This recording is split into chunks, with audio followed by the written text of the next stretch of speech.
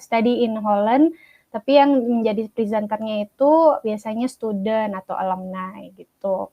Nah, sebelum kita memulai acara hari ini, pertama-tama saya mau memperkenalkan narasumber kita hari ini, yaitu salah satu alumni Belanda juga, namanya Christian Gerald Daniel, yang telah melakukan studinya di Belanda di tahun 2000 berapa itu?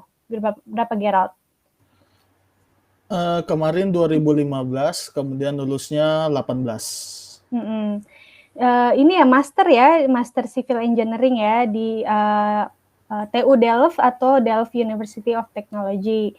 Nah, Gerald ini juga setelah lulus dari TU Delft, dia kembali ke Indonesia dan sekarang bekerja sebagai dosen di salah satu universitas yaitu di Indonesia, yaitu Pelita Harapan University, sebagai dosen civil engineering. Nah, sebelum saya berikan floor buat Gerald untuk memberikan presentasinya mengenai insights into the performance of asphalt mixture modified with polymer product, saya akan memberikan sedikit informasi mengenai apakah itu Nuffic Neso. Nah, sebelumnya Nuffic ya, apa itu Nuffic? Jadi Nuffic adalah independent and non-profit organization, Dutch organization, yang kantor pusatnya berbasis di Den Haag atau di Belanda. Nah, Nuffic ini sendiri merupakan organisasi yang mensupport internasionalisasi dari pendidikan tinggi di Belanda.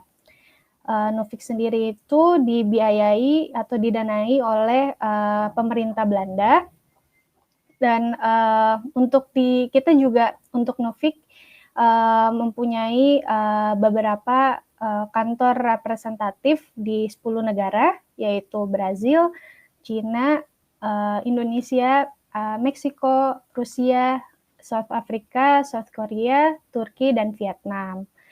Nah, apa saja sih kegiatan utama dari Nuffic Neso ini sendiri? Nah, Nuffic Neso ini pertama sebagai kegiatan utamanya adalah menjadi pusat informasi studi di Belanda. Juga kami mengadakan konseling untuk pelajar Indonesia. Kedua, kami juga meningkatkan kerjasama atau mempromosikan kerjasama antara institusi pendidikan tinggi. Lalu kami juga mendukung jaringan alumni Belanda, atau juga disebut Holland Alumni Network. Kita juga mengelola program beasiswa seperti Stunet, Orange Knowledge Program, Orange Tulip Scholarship, dan EOShare. Nah, dan terakhir kami memfasilitasi kolaborasi penelitian ilmiah antara Indonesia dan Belanda.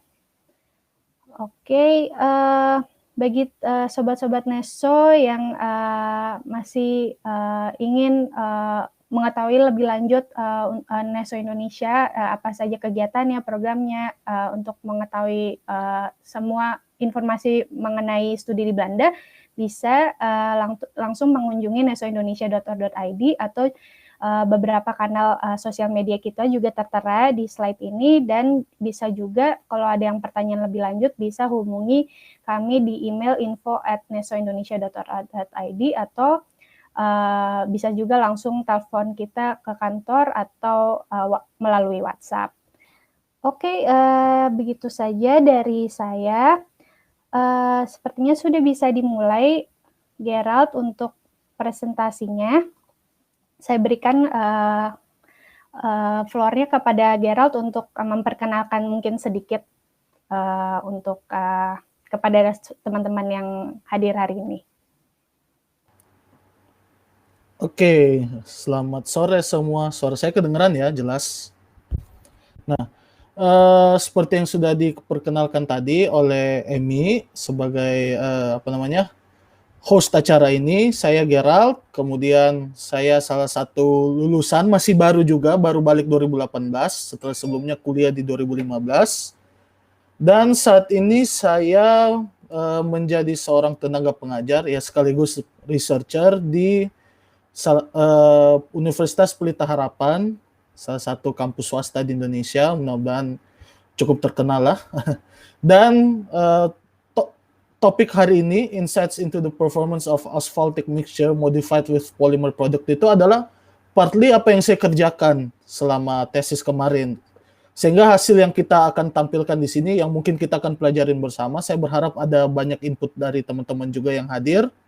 Itu beberapa bagian saya ambil dari tesis saya, beberapa bagian adalah dari literatur, dan ya semoga melalui presentasi ini ilmu kita sama-sama bertambah deh, kurang lebih seperti itu.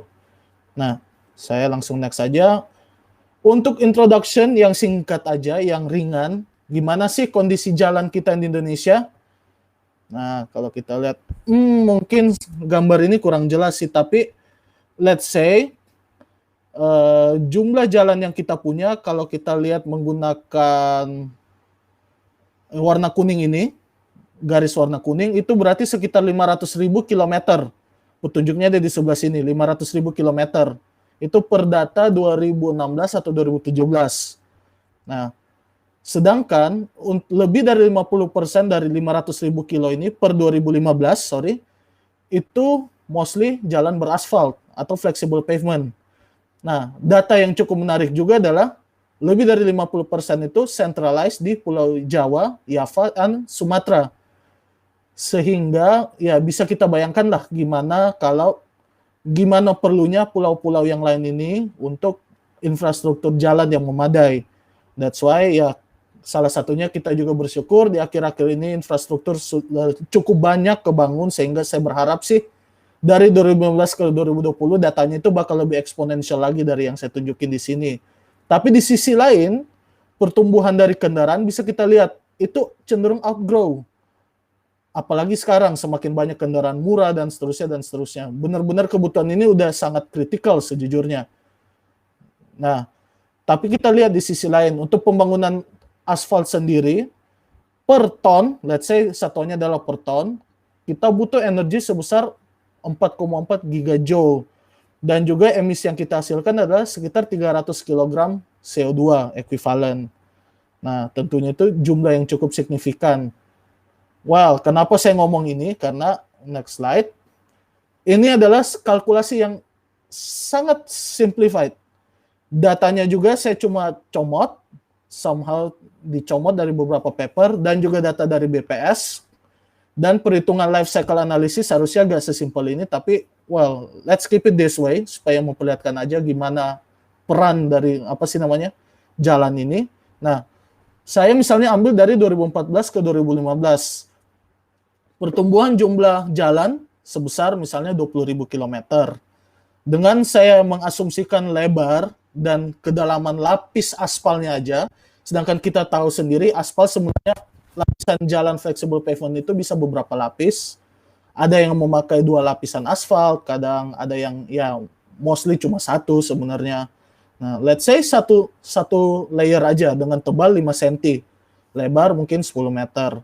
Nah, kita bisa lihat berapa volumenya dengan density yang juga diperkirakan itu mostly 2,2. Nah, kita bisa dapat kurang lebih energi sebesar 100 juta gigajoule dengan greenhouse gasnya sekitar 6,7 juta kilogram CO2 ekuivalen. Nah, dari sini aja, hitungan yang sangat simpel ini aja, kita udah ngelihat nih bahwa pembuatan jalan kita itu kurang, saya harus bilang kurang ramah lingkungan. Apalagi ditambah dengan masa hidup yang kadang cuma setahun, 2 tahun harus diganti, overlay, dan seterusnya. Nah, tentu saja kita pengen nyiptain sesuatu gimana yang lebih bersifat jangka panjang dan sustainable. Salah satu materialnya yang bisa kita lakuin misalnya warm mix asphalt. Itu adalah salah satu topik yang saya kerjakan, warm mix asphalt. Sedikit perbandingan dengan hot mix saja. Ini salah satu caranya, kalau ini cara foaming biasanya. banyak cara lain juga, gak hanya foaming, ada juga cara menggunakan aditif mostly polymeric based atau oil based. Kadang juga ada yang pakai wax. Bagaimanapun caranya, nah yang saya mau fokusnya adalah efeknya nih. Biasanya warm mix asphalt itu sekitar 30 derajat lebih kecil production temperature-nya dibandingkan dengan hot mix asphalt, dan ada beberapa keuntungan yang juga saya record beberapa paper. Ada reduced fuel consumption, energy consumption, and so on. Better health exposure, longer window of compaction. Health exposure karena yaitu panas yang dihasilkan, emisi yang dihasilkan lebih sedikit untuk workers, maupun longer window of compaction karena penurunan suhu dari mixing plant ke transportasi dibawa ke lapangan itu berarti penurunannya lebih dikit karena production temperature-nya lebih dikit dong. Sehingga tentunya sedikit lebih menguntungkan lah. Nah, tapi baik performa hot mix asphalt maupun warm mix asphalt sebenarnya pretty questionable, dalam artian yaitu tadi kita sering jumpain tiap tahun ada aja jalan yang rusak, ada jalan yang deform seperti yang foto di sebelah kanan ini, ada crack, ada deformasi, rutting. Nah, concern kita perlu ke sana, gimana sih? Ya, terutama saya sebagai researcher dan akademisi, gimana sih kita pengen ngasilin jalan yang bagus nih? Kita gak pengen jalan yang terus-menerus harus diperbaikin seperti itu gitu loh. Nah, salah satu solusi yang coba kita incorporate adalah menggunakan produk polimer. Saya gak menjadi sales polimer di sini, tapi saya hanya mencoba propose satu metode gimana kita coba bisa pakai produk polimer supaya memperkuat aspal yang kita punya. Walaupun tentu saja kerusakan banyak faktor, gak cuma karena aspalnya, tapi at least we try something. Nah, beralih ke polimernya, at least ada 3 jenis polimer. Ini yang paling umum pengelompokannya. Yang pertama itu elastomer, terus thermoplastik, dan thermosetting. Elastomer itu ya mostly elastic material, misalnya rubber, styrene butadiene styrene, styrene butadiene SBR. Kemudian ada thermoplastik, itu sebenarnya plastik yang paling sering kita jumpai, polyethylene, polypropylen, PET. Nah itu ya basically plastik botol yang kita punya, plastik bag, dan a lot of plastic product. Polyester, PET namanya adalah polyester juga, sehingga kayak baju yang kita punya berbahan dasar polyester juga ternyata adalah termoplastik. Yang mana dia berubah bentuk jadi lebih lembut atau melt ketika dipanasin, kemudian dia bisa kembali mengeras ketika didinginkan. Jadi prosesnya reversible. Di sisi lain kita punya namanya thermosetting. Yang paling sering kita jumpain itu sebenarnya epoxy. Lem epoxy yang kita pakai misalnya untuk ya sambungan kayu misalnya ya. Begitu kita keluarin, kita masukin di sana dan kita press, ya dia akan jadi seperti itu, dan ketika kita mau coba kembalikan ke bentuk awal itu udah gak bisa, jadi prosesnya irreversible gitu. Tapi di sisi lain kekuatannya sangat tinggi. Misalnya epoxy sebagai sambungan pun kita tahu kurang lebih kualitasnya keras, tinggi banget. Maupun karet vulkanisir, itu juga termasuk salah satu thermosetting. Nah, pertanyaannya, kenapa sih harus polimer? Artinya di bidang lain pun bisa menggunakan ya sesuatu yang lebih bio-based, misalnya apakah bakteri atau gimana. Nah, kalau di sini kenapa sih kita berfokus mostly ke polimer? Sebenarnya kita bisa lihat dari sini. Sebenarnya jawabannya cukup simpel, karena bitumen sendiri sebagai pembentuk aspal adalah hidrokarbon atau polymeric based. Yang mana kita bisa lihat di sini, residu dari 600 derajat Celcius ke atas pada saat penyulingan ini, nah itu yang menghasilkan bitumen. Ya, saya rasa kita udah tahu bersama. Dan kurang lebih ini kandungannya ada asphalten, ada malten. Maltennya sendiri dari saturated aromatic resin, sehingga kita sering kenal yang namanya SARA, S-A-R-A, saturated aromatic resins asphalten. Dan ini adalah semua ikatan polimer hidrokarbon, sehingga yang bisa berikatan dengannya mostly adalah ya hydrocarbon based stuff atau polymeric stuff atau minimal acid. Nah, itu ntar ada hubungannya di next slides.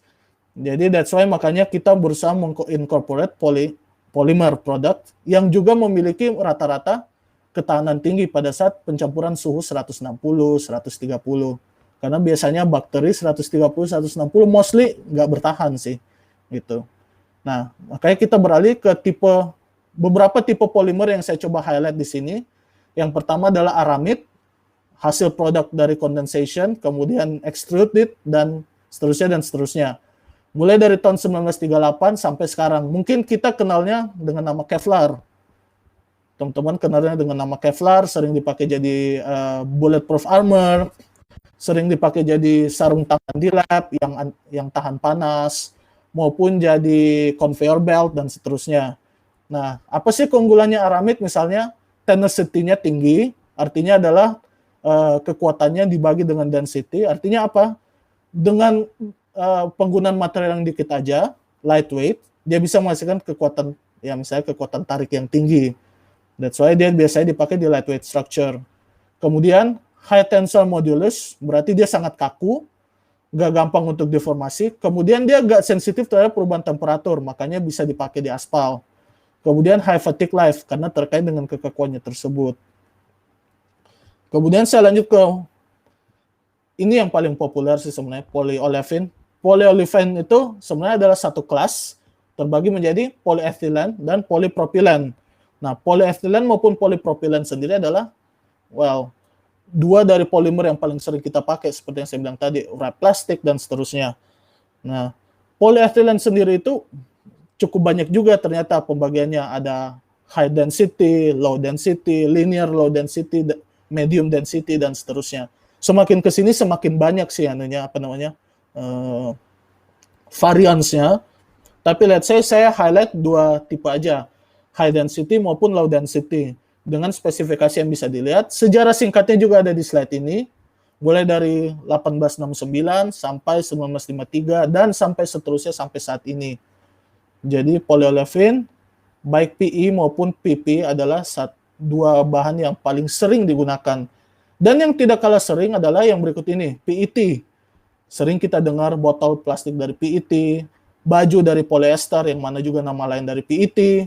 Itu gabungan dari ethylene glycol dan terephthalic acid. Nah, teman-teman bisa dilihat di sini ada ethylene glycol yang mana adalah polimer yang digabung dengan asid. Nah, please keep in mind, ntar kita akan ngomong lebih jauh soal ini. Kemudian punya melting temperature yang tinggi, cukup tinggi, tensile strength yang juga oke, stiffness yang juga bagus, dan low density. Makanya sering dipakai jadi plastic based container yang mana butuh sesuatu yang ringan. Untuk polymer additionalnya sendiri gimana sih caranya? Gimana cara kita incorporate polymer itu ke campuran asfalt? Kita mengenal yang dua garis besar, yaitu wet dan dry method.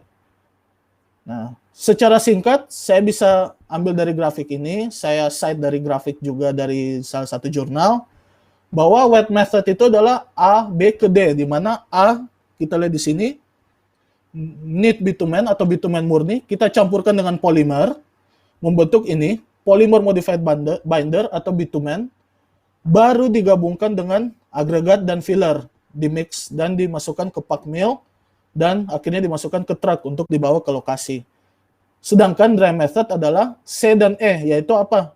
Neat bitumen langsung dicampurkan ke sini bersama dengan polimer, langsung dicampurkan. Nah, jadi udah gak ada pencampuran ini, tapi neat bitumen langsung dicampur dengan polimer, langsung dicampur dengan aggregate di pack mill, kemudian dimasukkan ke dalam truk untuk dibawa ke lokasi pengerjaan. Secara singkat itu sih bedanya. Nah, hasilnya juga beda.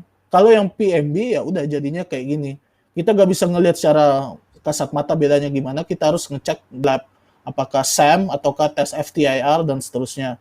Sedangkan kalau ini biasanya kadang suka kelihatan karena biasanya jadi fiber. Paling sering jadi fibrous product, jadi kalau kita coba dig up lagi harusnya bisa lebih kelihatan ketimbang kalau PMB. Nah, kemudian efeknya seperti apa? Secara garis besar, seperti biasa, ini yang kita harapkan, stiffer, stronger, more durable. Kalau bisa disimbolkan sebagai stiffness seperti ini, evolusi, seperti yang kita tahu, bitumen atau asfalt itu cenderung viscoelastic, dia berubah terhadap temperatur, dan juga gak hanya terhadap temperatur, tapi terhadap frekuensi beban juga, frekuensi dependent dan temperatur dependent. Jadi, kita mengharapkan inclusion dari, polymer ini mampu membuat dia cukup kaku, pada saat ini, pada temperatur yang tinggi, sehingga tidak perlu ada rotting, permanent deformation itu. Di sisi lain, kita gak pengen ini terlalu kaku pada saat temperatur yang rendah, sehingga menimbulkan thermal cracking. Sehingga diharapkan, ideally dia ada di posisi ini, yang garis merah ini. Dan juga bertahan terhadap fatigue cracking. Nah, gimana mekanismenya, terutama yang fiber, ntar kita akan lihat bersama-sama. Tapi biar saya lanjutkan dulu. Nah, ini kalau wave method yang PMB. Saya cite dari beberapa jurnal juga, efeknya ternyata meningkatkan kekakuan atau penetration. Nilai penetrasinya menurun, pembacanya penetrasinya menurun. Yang awalnya misalnya dari 80 ke 60 dan seterusnya. Tapi peningkatannya kurang lebih sampai mulai dari 10 sampai 60-70%. Nah, kemudian juga soft toning point meningkat, artinya dia semakin kaku. Sama juga dengan polipropilen, kurang lebih efek yang serupa bisa kita lihat. Nah, hanya dia mentok sampai di titik tertentu, misalnya cuma sampai 7%, selebihnya kalau kita tarik garis trendline itu, efeknya udah mulai turun, meredup, menjadi lebih datar, dan seterusnya.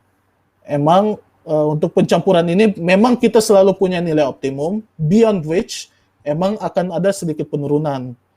Itu yang bisa kita simpulkan dari semuanya ini sebenarnya.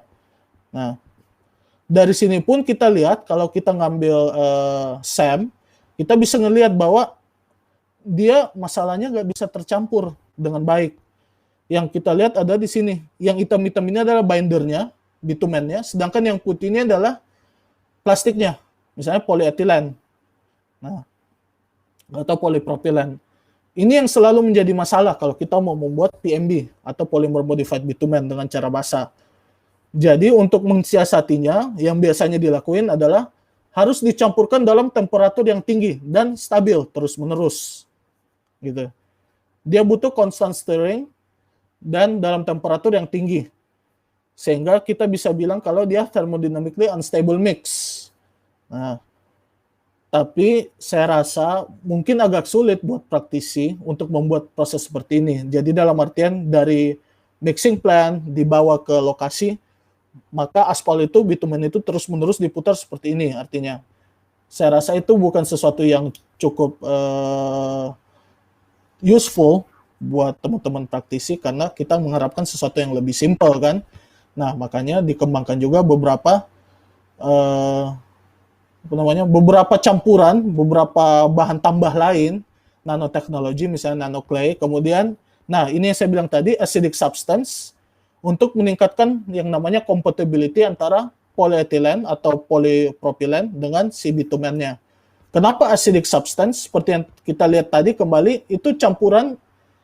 Karena pada dasarnya kalau kita kembali lagi ke sini, slide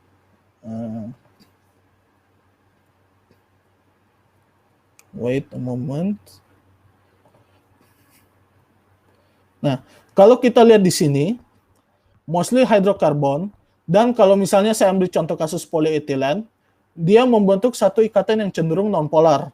Artinya dia imbang, H dan C segala macam, sehingga ketemu dengan bitumen yang cenderung nonpolar pun, maka gak akan ada ikatan.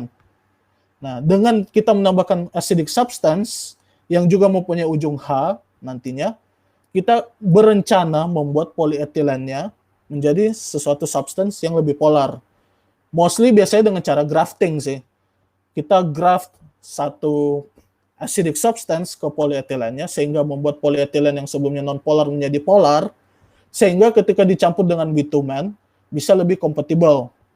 At least bisa meningkatkan compatibility, sehingga campurannya bisa lebih homogeneous, nggak seperti yang kita lihat tadi.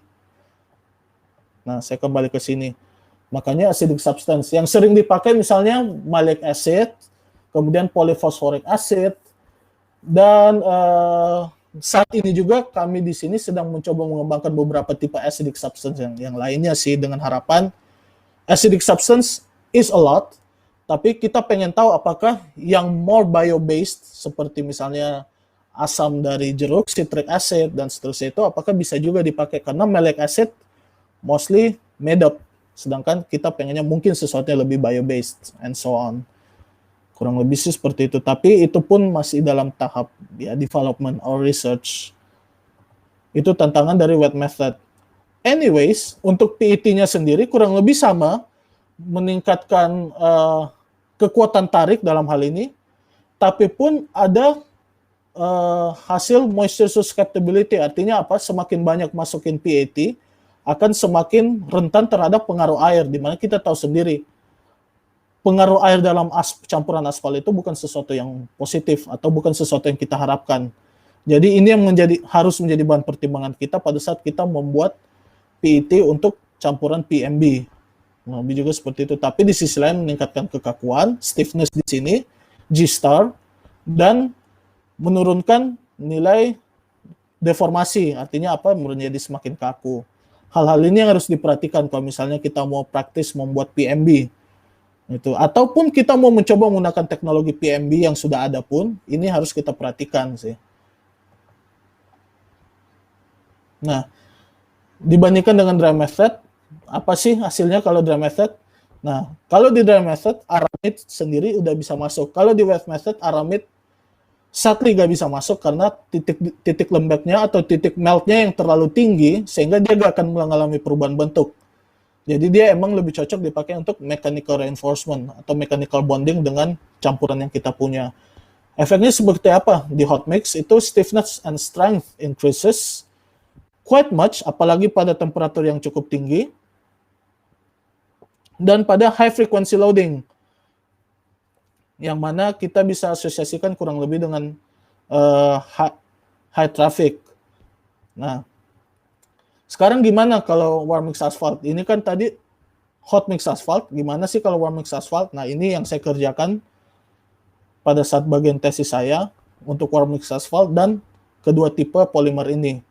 Nah, bisa kita lihat bahwa tensile strength-nya meningkat, baik pada suhu 5 derajat maupun 20 derajat Celcius.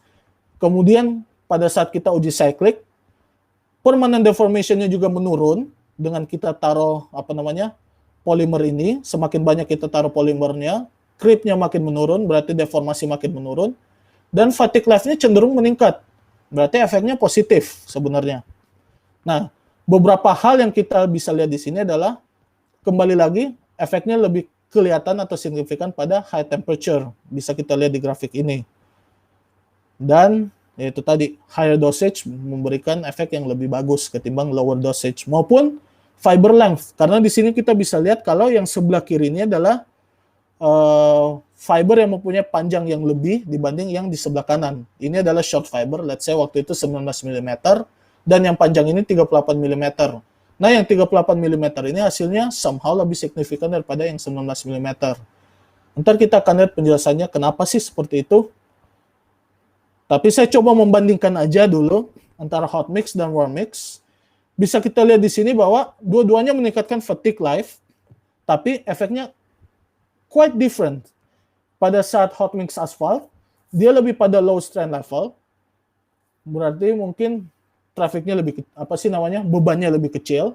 Sedangkan kalau warm mix asphalt, dia lebih positif pada high strain level.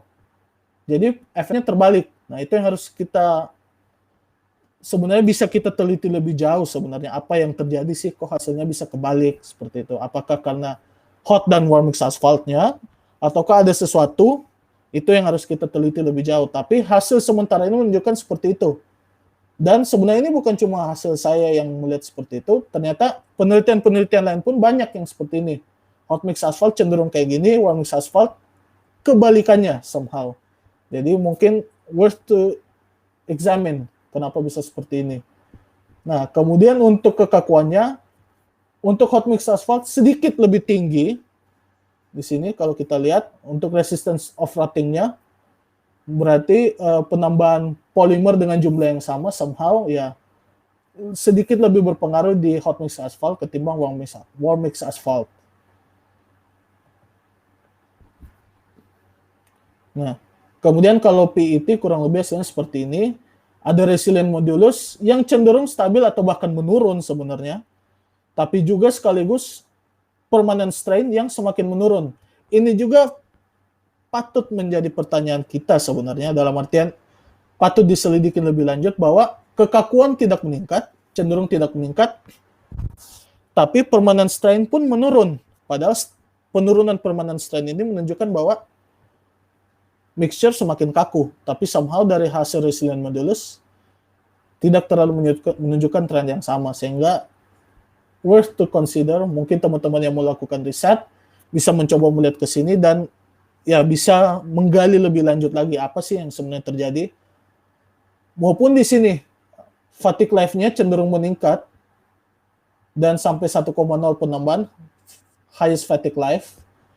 Jadi efeknya kurang lebih seperti yang kita harapkan sebenarnya dengan memasukkan PET di sini. Gitu. Hasil lain misalnya meningkatkan compressive strength by 10% dan juga mengurangi flow atau drainage dari bitumen. Jadi efeknya termasuk cukup positif. Nah, dari yang aramid dan polyolefin tadi sih, apa yang terjadi? Nah, di sini waktu itu saya coba melakukan CT scan sehingga bisa melihat dari perbedaan density yang ada kalau ada polimernya di sebelah sini, sebelum dites posisinya kurang lebih seperti ini. Kemudian setelah saya coba ditarik ataupun melalui uji fatigue, uji cyclic, kelihatan bahwa fibernya displaced. Ada micro crack dan fibernya berusaha menahan sampai akhirnya dia terdisplaced. Nah, bisa kita lihat di sini, ini grafiknya mungkin kurang jelas, tapi dari sini kita melihat juga bahwa hal itu bisa terjadi, ada pulling out force, sehingga maksudnya ketika kita mencoba pull out, saya menggunakan benda uji ini, ketika saya coba menarik polimer itu dari bitumen, ada gaya yang menahan, sehingga ketika saya record kurang lebih seperti ini, dan kelihatan bahwa seperti yang kita sudah sama-sama duga bahwa ada pengaruh dari loading speed terhadap respons dari sistem ini. Di mana dengan highest loading speed memberikan force yang paling signifikan, tapi juga penurunannya cukup steep atau cukup menukik dibandingkan dengan loading speed yang lebih lambat. Nah, ini menggambarkan bahwa ya benar bahwa ketika kita memberikan tegangan, misalnya tarik, fiber itu akan pulled out. Dia akan berusaha menahan sampai dia akhirnya pulled out dan menghasilkan micro crack. Artinya apa? Kita punya interface bonding yang dipicu oleh mechanical, misalnya karena surface-nya yang punya ikatan antara misalnya pasirnya dengan fibernya, maupun ada chemical juga misalnya karena polyethylene yang setengah melt atau fully melt bisa lengket dan membentuk chemical bonding di situ. Maupun juga karena jaraknya yang kadang agak deketan, bisa aja tercipta load transfer antara fiber ke matrix, kemudian ditransfer ke fiber yang lain atau ke bagian polimer yang lain. Itu kurang lebih dua macam strength mechanism-nya antara polimer produk kita dengan matrix bitumen kita atau matrix asfalt kita. Nah, jadi kesimpulannya, ya mungkin ini agak cepat sih. Caranya bisa dua method, wet dan dry method. Yang wet method itu menggunakan polymer modified bitumen, jadinya PMB. Dan dry method biasanya menjadi, ya mostly menjadi fiber reinforced asphalt, misalnya, atau menggunakan teknik partial aggregate substitution. Misalnya PET tadi. PET tadi mostly menjadi partial aggregate substitution, bukan menjadi fiber reinforcement. Efeknya bisa udah kita saksikan bersama. Reinforcement mechanism kalau yang dry method, terutama yang fiber, ada dua yang saya sudah sebutkan tadi. Kemudian yang patut kita lihat bahwa presence of polymer bisa meningkatkan susceptibility to moisture, artinya ketahanan terhadap moisture-nya bisa menurun. Itu. Dan juga adanya segregasi terutama di case of PMB itu karena tadi compatibility-nya agak kurang antara bitumen dan polimer, dan karena perbedaan density biasanya, let's say kalau polyethylene density-nya lebih kecil daripada bitumen, 0,9 dibandingkan dengan 1,05 misalnya atau 1,1, sehingga pada saat kita diamkan nanti polyethylene yang akan naik, akan mengembang, bitumennya turun. Makanya terjadi segregasi atau pemisahan. Sehingga untuk saat ini kita perlu constant steering pada saat pembuatannya. Nah, makanya dibilang tadi thermodynamically unstable, kinetically stable. Dia bakal stable kalau kinetiknya itu kita pertahankan. Nah, salah satu effortnya yaitu tadi extra binding agent, mostly chemical, misalnya nanoclay, acidic substance, dan seterusnya. Dan kita patut lihat bahwa nggak serta-merta, seperti yang saya bilang tadi, menambahkan gitu aja, dan akan bertambah terus. Ada limit tertentu, beyond which efeknya nggak bakal signifikan, atau bahkan efeknya nggak jadi bagus lagi. Kenapa? Karena biasanya dia jadi leftover, yang bahkan mengganggu matriks yang sudah ada, yang harusnya ada ikatan yang sudah ada, karena leftover ini mengakibatkan ikatan itu jadi hilang, dalam kasus misalnya dry method. Sehingga kita perlu memperhatikan optimum kontennya itu seperti apa. Penerapan di Indonesia, saya copy paste dari berita di Pusjatan aja bahwa teknologi ini cukup populer. Kurang lebih ada beberapa tempat di mana teknologi ini mulai diterapkan, at least masih prototype, mungkin di Bekasi, di Bali, di Makassar, dan beberapa tempat lainnya. Saya lupa aja di mana. Saya lupa di mana aja tempatnya, tapi somehow ini cukup populer dan menarik perhatian dari stakeholder yang ada, khususnya pemerintah. Mudah-mudahan teknologi ini juga makin bisa kita matangkan dan ya bisa menjadi solusi yang lebih established lagi lah untuk perkerasan jalan yang kita punya. Nah, salah satu project lain juga yang kita sedang kerjakan di UPH yaitu polymer modified asphalt. Jadi kalau tadi polymer modified asphalt juga, tapi bentuknya fibrous, artinya lembaran-lembaran gitu, rambut. Nah, sekarang kita gunakan yang model granulated. Nah, granulated ini apa nih? Ini biasanya, ini kurang lebih campuran antara EVA, ethylene vinyl acetate, dan polyethylene dan polypropylen. Kita gabungkan di sini, dan seperti namanya PMA, bukan PMB, maka dia langsung dicampur. Dia menggunakan dry method, tapi bedanya kalau yang saya jelaskan tadi fibrous, kalau ini granulate. Nah, ini masih ongoing research, walaupun udah ada penelitian pendahulunya, sama meningkatkan kekakuan dan seterusnya, tapi untuk efek yang kita mau kerjakan di sini, kita juga pengen ngelihat efek dari moisture, dari loading speed, dengan menggunakan spesifikasi yang kita punya di Indonesia. I'll update you guys if you want, perhaps by the end of this year or by the start of next year. Mudah-mudahan kita udah punya hasilnya kurang lebih untuk kasus ini. Sedangkan kalau yang tipe yang lain, seperti yang teman-teman ingat tadi, yang ada 3, kalau pakai rubber gimana nih? Ya rubber juga udah cukup menarik sekarang, Pusjatan pun punya banyak proyek tentang itu, dan efeknya somehow mirip-mirip sebenarnya, sama-sama polimer, efeknya mirip-mirip. Cuma bedanya satu yaitu thermoset dan elastomer. Itu bedanya, jadi satu lebih punya elastic recovery yang bagus dibanding yang lain.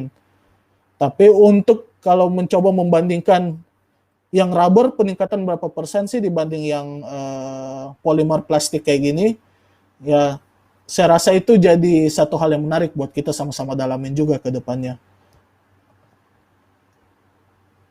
Well, sekian presentasi yang bisa saya bawakan, mudah-mudahan cukup menarik dan mudah-mudahan ya kita bisa diskusi lebih panjang. Saya kembalikan ke hostnya. Iya, terima kasih banyak Gerald. Cukup menarik ya ini mengenai apa metode-metode yang dipakai untuk aspal ya.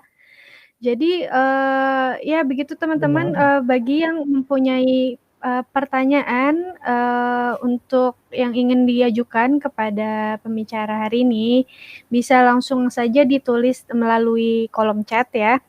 Nanti kami akan tampilkan di layar webinar kali ini untuk dibahas bersama Gerald. Oke. Sambil nunggu, mungkin saya sebenarnya ada pertanyaan juga nih. Mengenai metode tadi kan sempat sempat dibahas yang mengenai dry method sama wet method ya. Iya benar. Dan nah itu sebetulnya yang paling bagus untuk diaplikasikan itu yang mana ya? Kalau misalnya untuk dengan teknologi yang ada untuk bisa dipakai contoh misalnya di Indonesia gitu. Apakah ada perbedaannya dengan misalnya kalau di Belanda, mungkin ada apa namanya, salah satu faktor kayak misalnya tanahnya kan berbeda gitu kan. Nah itu gimana? Oke. Kalau misalnya parameter bagus itu apakah efeknya lebih bagus? Itu not necessarily kita harus pick salah satu. Jadi saya mungkin akan membawa fokus ini lebih ke applicability-nya lah ya. Karena in the end yang memakai ini juga kan sebenarnya mixing plant dan ya kontraktor gitu ya.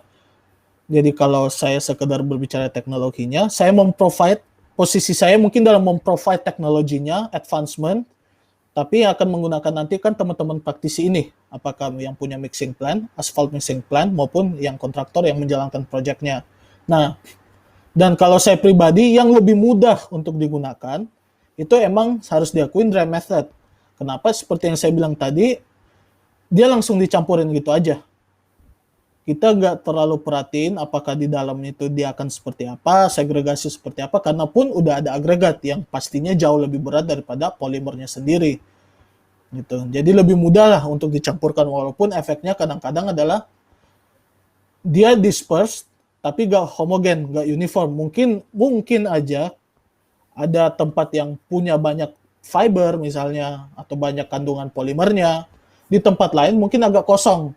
Tapi ya tindak hasil seperti itu bukanlah sesuatu yang bisa controllable lagi kalau udah di lapangan. Jadi itu hanya bisa diusahakan pada saat nge-mix, apakah di drum plant ataukah di batching plant.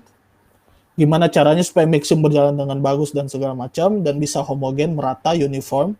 Nah, kalau itu harusnya sih udah bisa di-manage lah oleh teman-teman praktisi yang punya AMP maupun yang jadi kontraktornya. Sedangkan kalau PMB sendiri, itu biasanya emang yang saya tahu lebih ada providernya sendiri materialnya. Ya, saya mungkin sebut merek aja ya. Shell juga perusahaan dari Belanda kan, setahu saya. Dan mereka punya merek sendiri. Misalnya Shell Califat namanya. Itu mereka pembuat teknologi ini, PMB. Nah, kenapa? Karena butuh teknologi yang sedikit sophisticated. Seperti yang saya bilang tadi, sophisticated dalam artian mereka perlu mix dalam jangka waktu yang lama. Dan perlu thermodynamical, berarti perlu temperatur yang cukup tinggi juga, sehingga emang harga PMB itu biasanya jauh lebih mahal daripada bitumen biasa kalau kita mau pakai di mixing plant. Sehingga mungkin yang lebih praktikal untuk digunakan teman-teman ini ya emang yang dry method aja sih. Dan satu hal lagi adalah biasanya kalau yang dry method itu lebih banyak konten yang bisa dipakai. Jadi kalau kayak misalnya PMB itu hanya misalnya 5% dari bitumen content misalnya atau dari berat bitumen. Kalau yang dry method itu bisa pakai misalnya 5-6% atau minimal 1% dari berat campuran. Otomatis satunya berat bitumen, satunya berat campuran, yang lebih banyak berat campuran dong.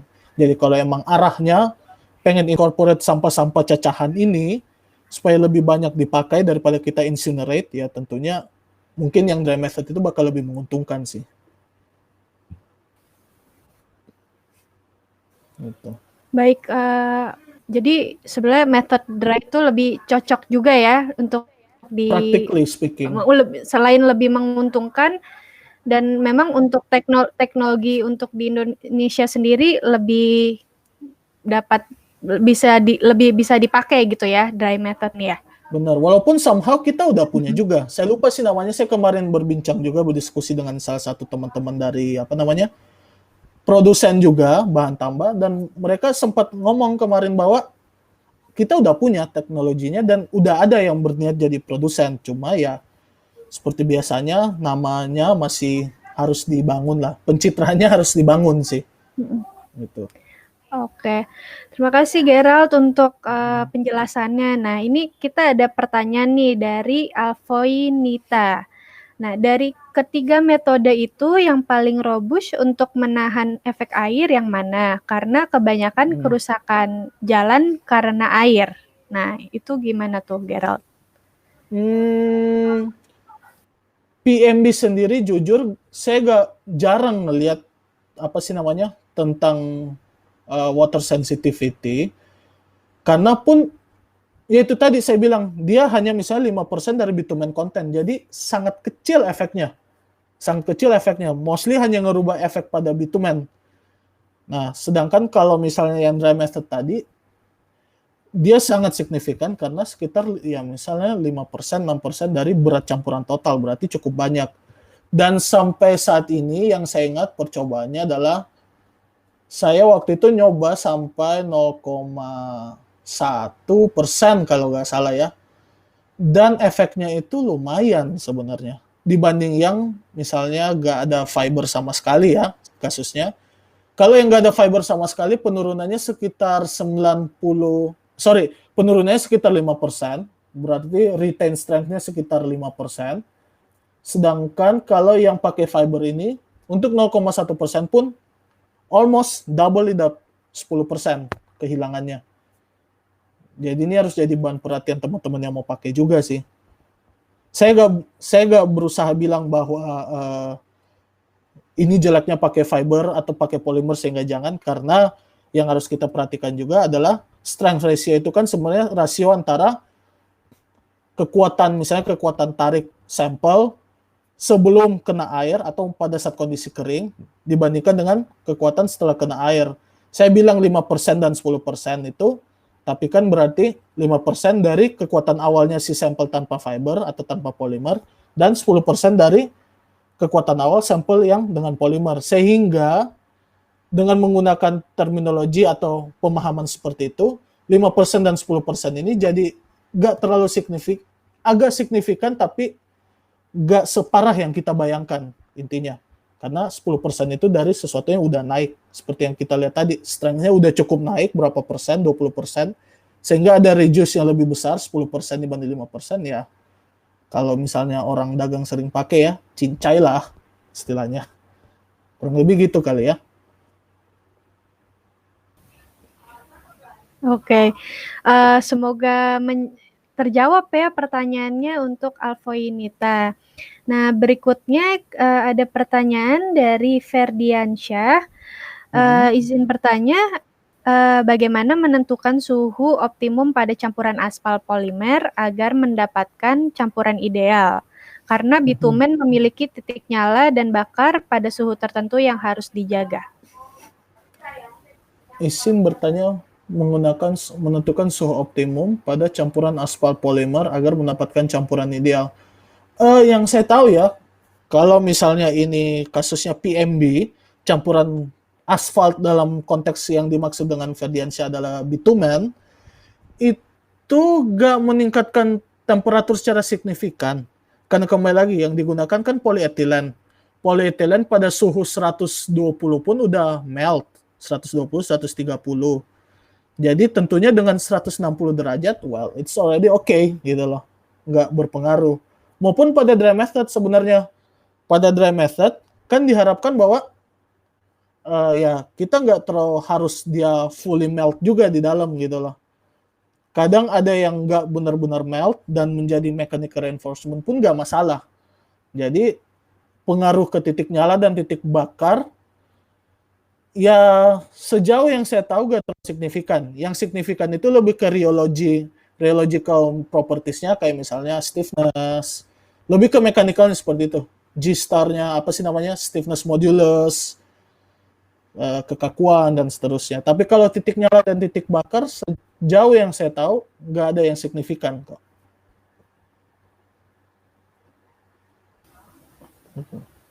Oke. Semoga pertanyaannya, jawabannya menjawab pertanyaan dari Ferdiansyah. Ya, kalau ada teman-teman, kalau ada yang masih ingin bertanya, kita masih ada waktu sampai jam 3.55. Sekarang jam berarti sekitar 5 menit lagi ya. Kalau masih ada yang punya pertanyaan, bisa langsung tulis saja di kolom chat. Nah, sambil kita tunggu lagi kalau ada yang bertanya, saya ada pertanyaan lagi nih mengenai mungkin perkembangan teknologi kali ya. Mhm. Nah, itu gimana sih kan di Indonesia kan sekarang saya lihat kayaknya aspal-aspal di Indo tuh cepat sekali apa ya rusak gitu ya. Ya selain dengan Mhm. tadi ada juga yang jelasin mungkin karena kena air atau kayak banjir atau mungkin Mhm. apa namanya karena sering dilewati transportasi yang berat seperti bus atau gimana gitu. Nah, sebetulnya ada nggak sih apa namanya bahan yang bisa cocok gitu untuk ya untuk negara seperti Indonesia gitu yang dilewati oleh banyak apa mobil dengan banyak macet dan lain sebagainya gitu. Mhm. Oke. Well, kalau kita lihat dari sini pun, dari hasil yang saya sudah tampilin tadi, sebenarnya plastik product atau polymer product sendiri itu pun sudah jadi satu, it serves a great assistance sebenarnya.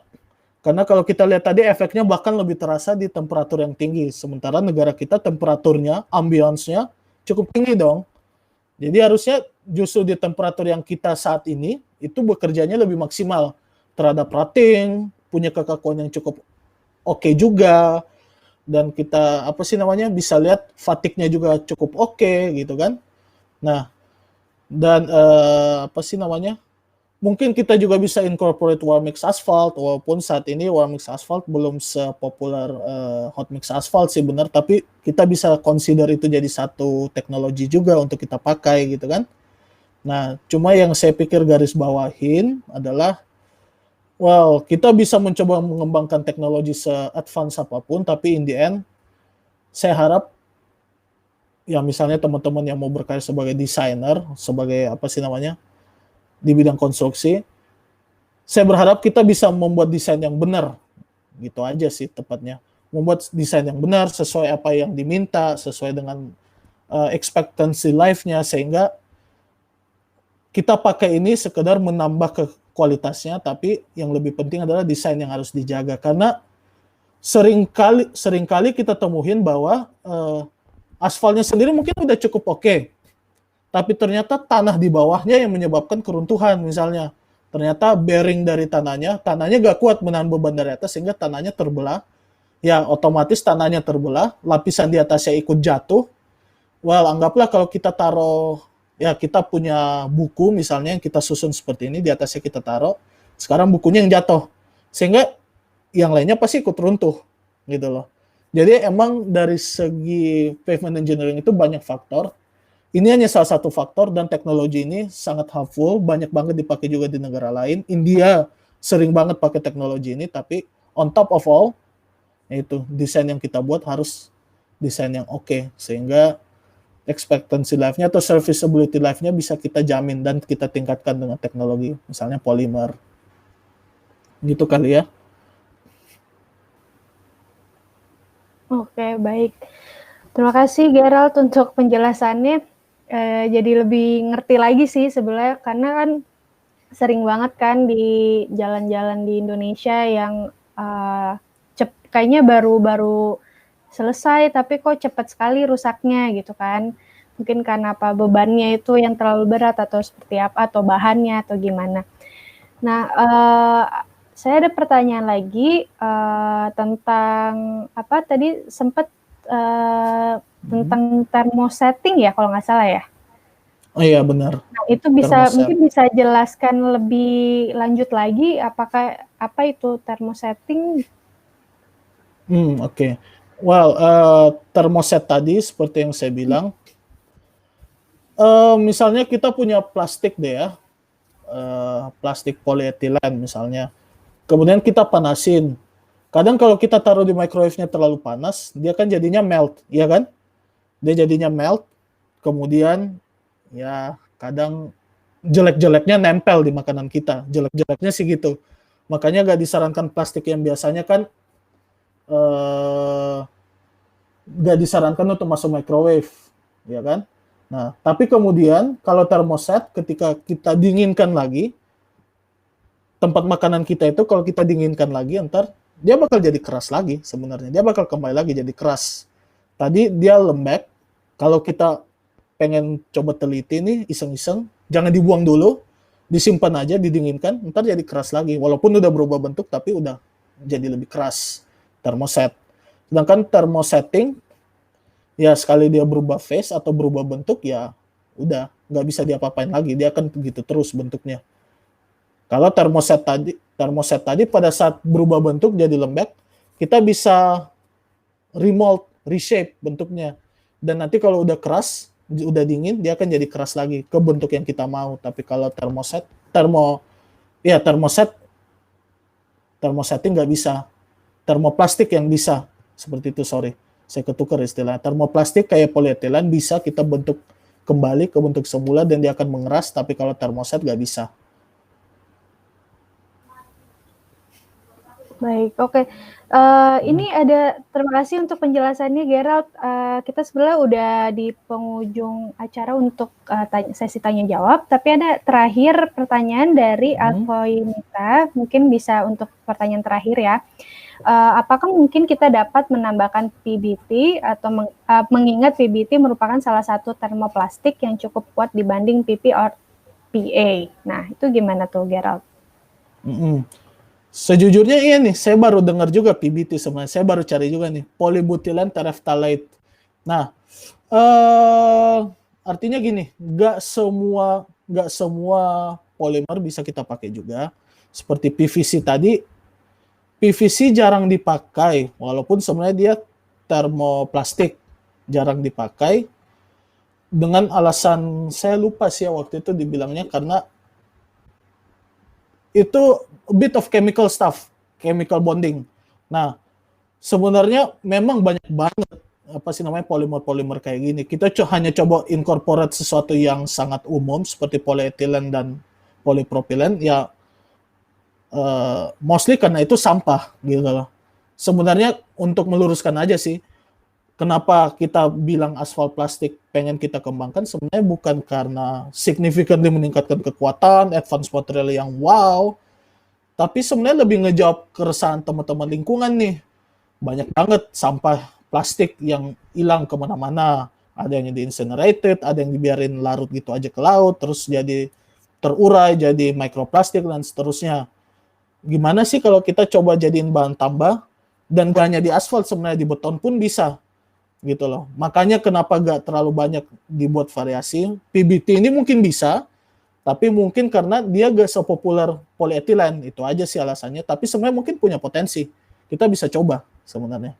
Dan kalau misalnya Alfoinita ini mahasiswa sipil atau mechanical science, material science, kita bisa kolaborasi sih untuk itu intinya. Cuma saya pikir alasan awalnya sebenarnya bukan lebih ke advanced material, tapi lebih ke incorporate sampah aja sebenarnya, PE dan PP terutama. Gitu kali ya. Baik, terima kasih banyak Gerald untuk penjelasannya. Semoga terjawab pertanyaannya. Kita tersisa 2 menit lagi nih sebelum saya closing untuk sesi online series hari ini. Saya ingin meminta untuk Sobat Neso mengisi sebuah kuesioner. Sebentar, saya akan share di screen. Kuesioner ini lebih pada mengenai ekspektasi Sobat Neso sekalian untuk event kali ini.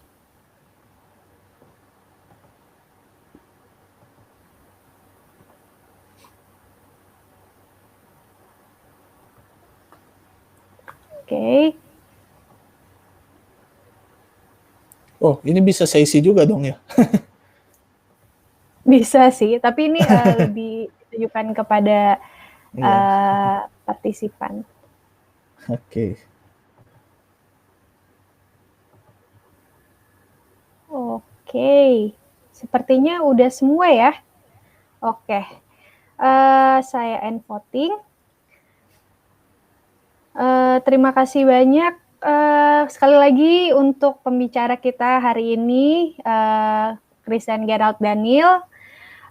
yang sudah memberikan topik yang sangat menarik ya. Mungkin teman-teman di sini mungkin ada yang kurang mengerti juga apa itu aspal plastik dan bagaimana development-nya selama ini, terus metode apa saja yang paling paling cocok gitu dipakai dan paling bagus gitu kan. Semoga sesi kali ini memberikan semoga akan bermanfaat dan juga saya ucapkan terima kasih lagi kepada pembicara Gerald dan juga teman-teman yang sudah hadir pada sore hari ini. Thank you juga. Gitu saja. Terima kasih. Mungkin Gerald, saya tambahkan dikit boleh dari Neso? Boleh. Saya cuma mau tambahkan dikit aja. Nah, kalau misalnya masih mau nanya-nanya, kayaknya masih ada beberapa teman yang mau nanya-nanya, bisa kontak saya di sini aja. Mana tahu kita bisa ngebuat project bareng sih. Gitu aja. Itu aja sih.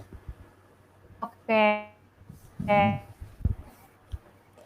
Thank you juga buat kesempatannya buat Nafik Neso. Jadi gitu ya, teman punya pertanyaan langsung kontak aja ke Gerald. Nah, ya terima kasih banyak. Saya Ernif Mitasari, Student Counselor dari Nafik Neso Indonesia, mengucapkan terima kasih sudah hadir dan sampai ketemu lagi di acara online series berikutnya. Oke, dadah, selamat sore. Thank you semua.